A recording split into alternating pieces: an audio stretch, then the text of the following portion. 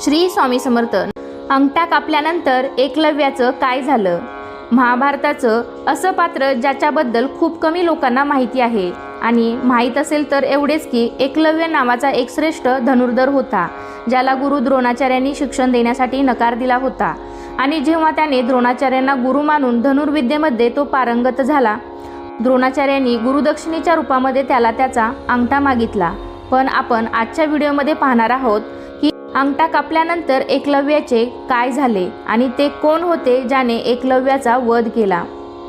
धर्मग्रंथ महाभारतानुसार द्वापार युगामध्ये प्रयागराज जवळ शृंगवेरपूर नावाचे एक राज्य होते. त्यावेळी त्या राज्याचे राजा हिरण्यधनु होते. एकलव्य निषादराज हिरण्यधनुचा मुलगा होता. महाभारत काळामध्ये पूर्ण व्हिडिओ पाहण्यासाठी खाली साईडला एक त्रिकोण दिलेला आहे, त्यावर क्लिक करा म्हणजे तुम्हाला पूर्ण व्हिडिओ पाहता येईल. धन्यवाद.